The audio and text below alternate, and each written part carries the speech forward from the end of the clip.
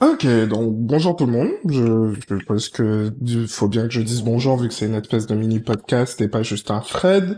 J'ai préféré le faire sous forme audio tout simplement parce que j'avais du mal à organiser mes idées à l'écrit sur la question.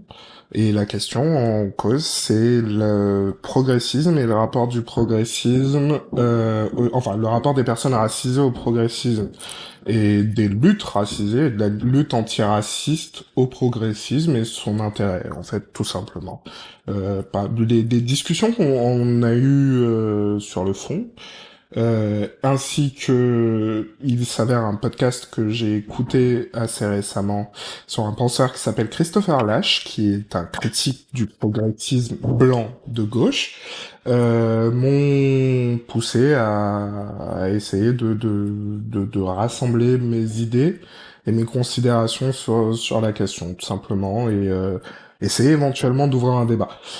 Euh, alors, la question du progressisme, elle est un peu spéciale, parce qu'aujourd'hui, c'est un terme qui est devenu un peu passe-partout, qu'on retrouve comme étant synonyme de la gauche, parfois, de la gauche libérale, parfois de la gauche la plus radicale, tout dépend de la langue qu'on utilise. En anglais, typiquement, tous les jeunes qui reprennent le terme de socialiste, ben c'est eux les progressistes. En France, on a appelé Macron un progressiste à un moment, et c'est pas faux, Macron est un progressiste. Et justement, je voulais revenir là-dessus. C'est pour ça qu'il existe des critiques de gauche du progressisme, justement, parce que des gens comme Macron, Peter Thiel, le créateur de PayPal, qui est un super donneur au Parti républicain, en est un aussi. Elon Musk est un progressiste. Jeff Bezos est un progressiste. Même Mark Zuckerberg, avec sa plateforme qui permet de faire élire des dangereux membres d'extrême droite partout sur Terre, sont des progressistes. Donc je voulais revenir sur ce qu'est le progressisme, justement, et quels sont ses avantages, ses limites, et d'où on peut le critiquer. En fait, le progressisme, c'est cette idée qui apparaît au moment de l'apparition de la pensée moderne, la pensée des Lumières, etc., au XVIIIe siècle, et qui va dans le sens du fait que la société devrait toujours essayer de s'éloigner de sa réalité mécanique, communautaire, presque biologique, par le progrès technique. C'est de là que vient le progressisme, par le progrès technique, pour dépasser ses limites. Donc, dépasser ses limites dans quel sens? Dépasser les limites de la communauté, dépasser les limites de sa capacité de production, dépasser les limites de sa capacité de communication, de rétention d'informations, de traitement d'informations. Tout ça dans plusieurs buts. Il y a un but moral. Parce que c'est les Lumières. Les Lumières, ça se masturbe pas mal sur la morale au début. Le but moral, c'est simplement de dire que il y a un bien inhérent et naturel à ce que la société humaine cherche le progrès. Donc cet éloignement de l'état naturel de l'humain par la technique, au-delà des limites, au-delà des frontières, c'est un bien naturel d'essayer de faire ça. Il y a un argument qui est d'économie politique, qui est que le progressisme, en fait, c'est l'une des bases de la société capitaliste. Cette recherche de toujours plus de production, au-delà des limites, c'est l'une des bases. Si je pense que vous êtes une audience qui n'a pas besoin que je vous réexplique pourquoi cette volonté de suraccumulation et de dépassement des limites est l'une des bases du progressisme. Et enfin, il y a un aspect social au progressisme, justement, étant donné que le progressisme nous dit de nous éloigner des communautés et d'éclater les limites et d'aller au-delà, eh ben, il nous invite aussi à éclater les limites arbitraires sociales qui existent dans notre cadre, dans notre socialisation. Il nous pousse à questionner la socialisation, et c'est d'ailleurs un des aspects que la post-modernité, qui pourtant remet en question la modernité et le progressisme qui va avec, va réinterpréter et garder, étant donné qu'on continue à déconstruire les concepts, pas les personnes. On continue à les déconstruire. Euh, Pas pour pouvoir aller au-delà des limites et dire qu'il n'y en a plus, mais pour pouvoir simplement réinterroger l'arbitraire de la limite. Parce qu'une limite est toujours arbitraire. Ça, y a pas de problème. On pose une limite de manière arbitraire. Mais interroger l'arbitraire de la limite, pour savoir qui elle sert la limite. dans quel rapport de pouvoir, dans quelle dynamique de construction sociale, qui est dedans, qui est dehors, quelles en sont les conséquences d'un point de vue social. Donc voilà, c'est ça le progressisme d'une manière générale, cette volonté de s'éloigner de la nature humaine par le progrès technique et d'éclater les limites du progrès technique. C'est pour ça que Elon Musk et Jeff Bezos, qui sont à la recherche du fait de partir dans l'espace pour pouvoir construire des super ordinateurs semi-organiques, et Mark Zuckerberg qui va à un métaverse qui va dans tous les sens, sont des progressistes. Ils veulent un progrès technique qui cassera les limites d'une manière générale. Là, si on part d'une telle interprétation du progressisme, vous comprenez tout à fait le fait qu'il y ait des critiques à porter sur le progressisme. Mais personnellement, quand on revient à cette base-là, les premières critiques qui me viennent à l'esprit du progressisme sont avant tout celles qui le relient à sa capacité, à son rôle d'économie politique et de morale. Simplement, on vit sur une planète où les ressources sont limitées, où l'espace humain est limité, et où on peut se poser la question en permanence de est-ce que le progrès technique est un bien pour les groupes humains où il est. Est-ce que le fait qu'on ait tous des smartphones dans notre poche est un bien pour les mines de cobalt au Congo? Voilà, la question morale est tout bête. Je la laisse comme ça.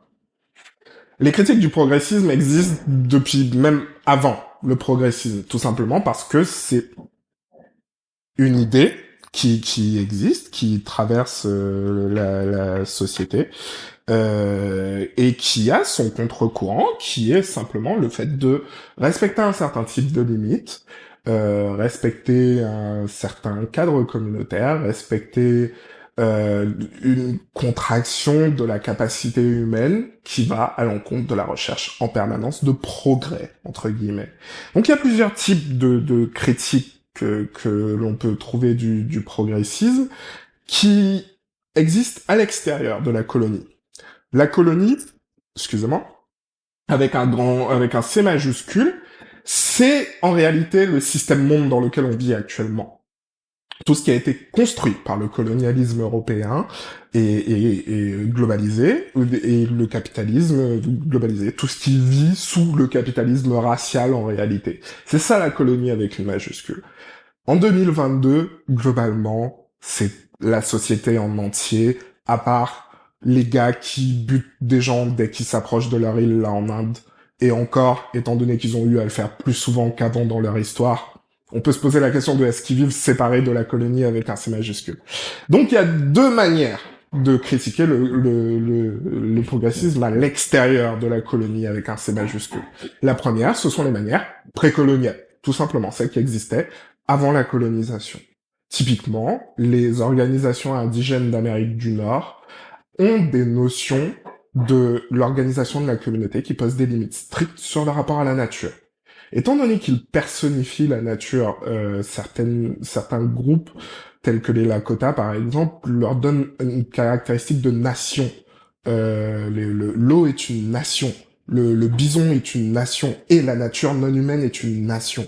On ne peut pas on les respecte au même titre que les autres nations humaines en réalité. Ce sont des limites au progrès. Ce sont des limites au capitalisme. Ce sont des limites à la surproduction. C'est une critique du progressisme qui peut trouver sa place chez nous.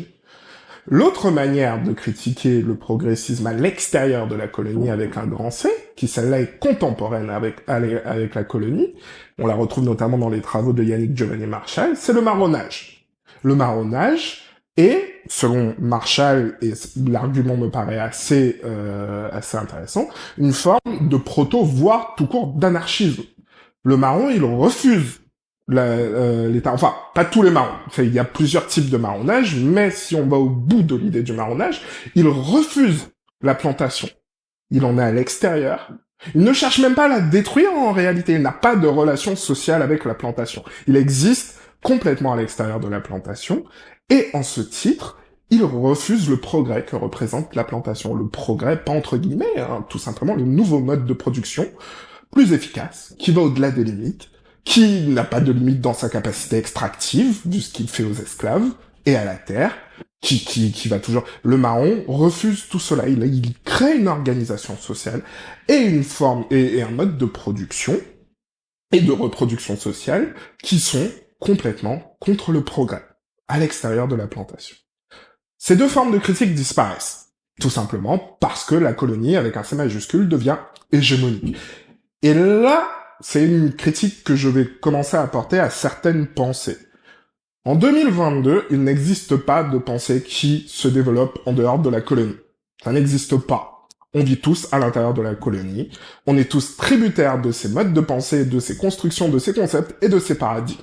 Ça n'existe pas une critique de la colonie qui ne vienne pas de la colonie, ça n'existe pas une critique du progressisme qui ne vienne pas du progressisme, ça n'existe pas une critique décoloniale qui soit à l'extérieur de la colonie. Elles sont toutes construites de manière dynamique avec les idées, les concepts, les rapports coloniaux. Et à l'intérieur de ces hiérarchies de pouvoir. Voilà. Donc à l'intérieur de la colonie, on retrouve deux formes de critique du progressisme si on a envie d'aller vite, si on est sur les questions antiracistes et si on a envie d'aller vite.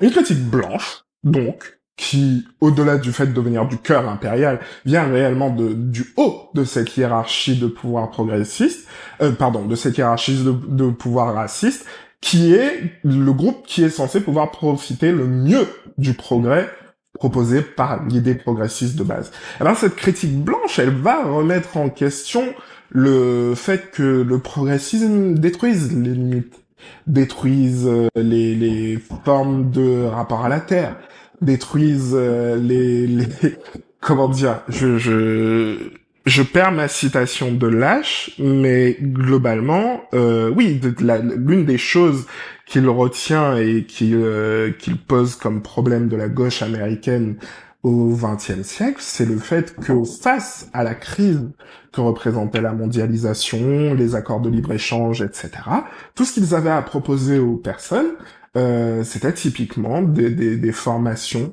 de reconversion.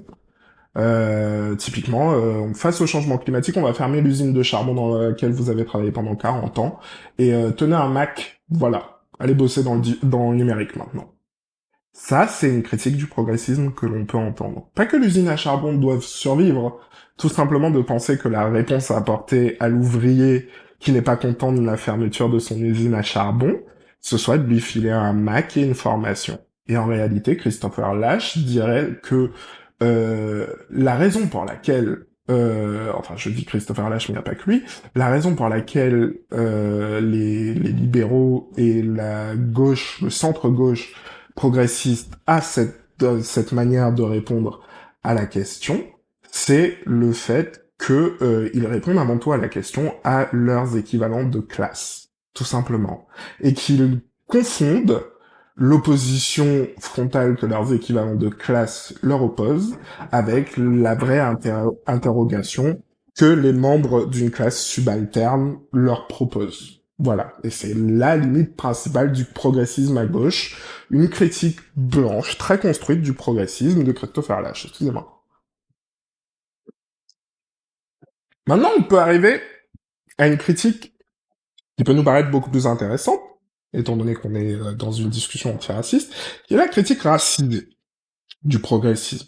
La critique racisée du progressisme, c'est une critique qui trouve sa base dans le fait colonial, mais dans l'histoire du fait colonial de son début, de sa violence, de sa capacité extractive, sa destruction de liens, de communautés, de mémoire, d'histoire, de mode de production, de rapport à la terre et de rapport à la personne. La critique racisée du progressisme peut se trouver là-dedans. Le fait de remettre en question la capacité du capitalisme à détruire nos communautés, la capacité du capitalisme à extraire de nos vies. Et en réalité, elle est le résultat de ce rapport de ce rapport colonial de deux manières. D'une première, plus culturelle et identitaire, tout simplement parce que le progressisme étant effectivement un objet situé, un concept situé historiquement et géographiquement en Europe, il essaye d'imposer une réalité culturelle qui n'est pas celle des colonisés à la base. Donc les colonisés sont en capacité au début, et puis petit à petit, même s'ils en perdent la capacité, ils gardent un espace possible pour pouvoir y porter une critique culturelle, mais aussi une simple critique de réalité matérielle. Le fait est que le progressisme crée une situation subalterne dans le mode de production pour les personnes racisées. C'est même comme ça qu'on définit une personne racisée. Les personnes racisées apparaissent avec le progrès capitaliste au sein de l'ordre colonial capitaliste mondial. C'est comme ça que des personnes racisées apparaissent. Et donc, de manière bien naturelle, les personnes dans des positions subalternes et d'exploitation, pas toutes, mais une bonne partie sont capables de développer une critique de ce progressisme qui les met dans cette position subalterne. Mais là encore, vous voyez, on est à l'intersection de la race, du genre, de la classe, mais on est dans le mode de production. On est dans de l'économique et du politique. C'est là où on arrive au risque de récupération. On revient sur cette question du progressisme social. Du fait que, comme le progressisme nous permet de remettre en question les limites, il nous permet de remettre en question l'arbitraire des limites sociales.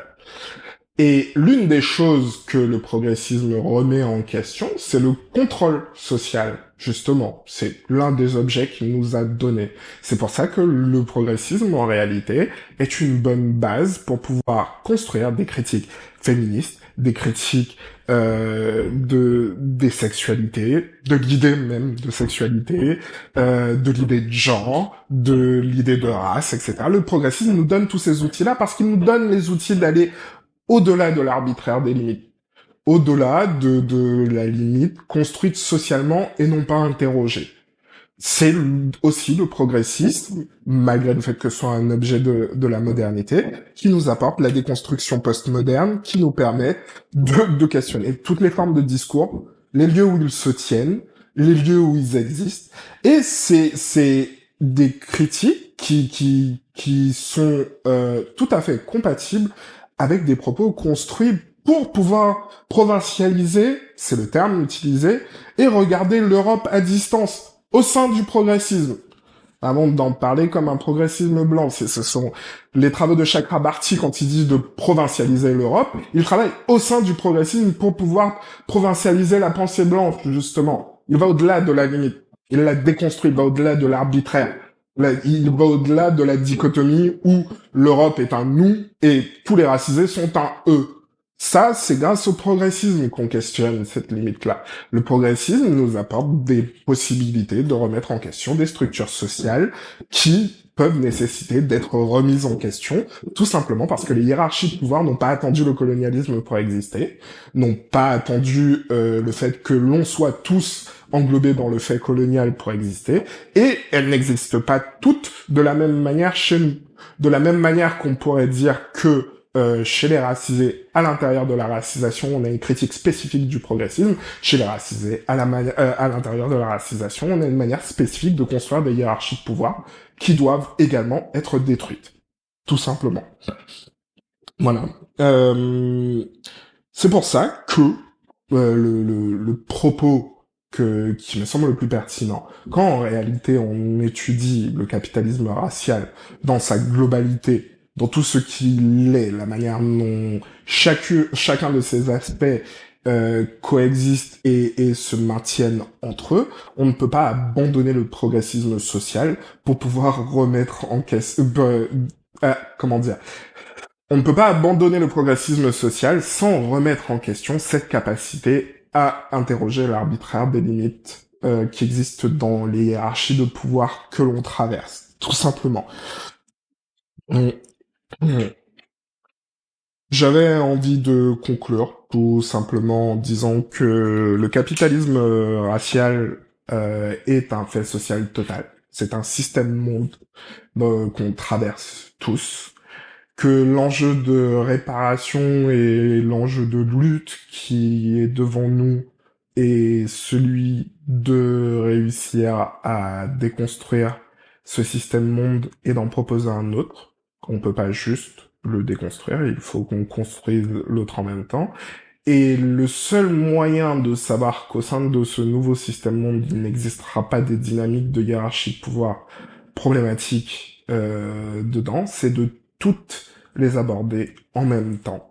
Et ça se fait à la fois par une critique du progrès en tant que vision de l'économie politique, et une critique du progrès en tant que création européenne et située en Europe, donc par la capacité à provincialiser les idées européennes et à provincialiser les modes de pensée européens, tous les modes de pensée européens.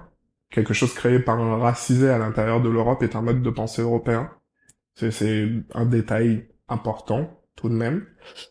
Et je finirai en disant que quand quelqu'un vous apporte une critique de quelque chose, souvent, comme le progressisme, en réalité il n'est pas un courant politique, enfin il est un courant politique défini, sauf que étant donné qu'il est une norme politique au sein de notre discours politique, il traverse beaucoup de tranches du champ politique. Simplement d'essayer de questionner quelle tranche du champ politique est critiquée derrière un terme comme progressisme ou modernité ou tous ces termes en réalité qui sont à l'origine de l'organisation politique dans laquelle on est actuellement. Voilà, si vous avez des questions, je les attends bien sûr. Bad sociaux, out. Et échec parce que mon téléphone s'était verrouillé. Bad sociaux out.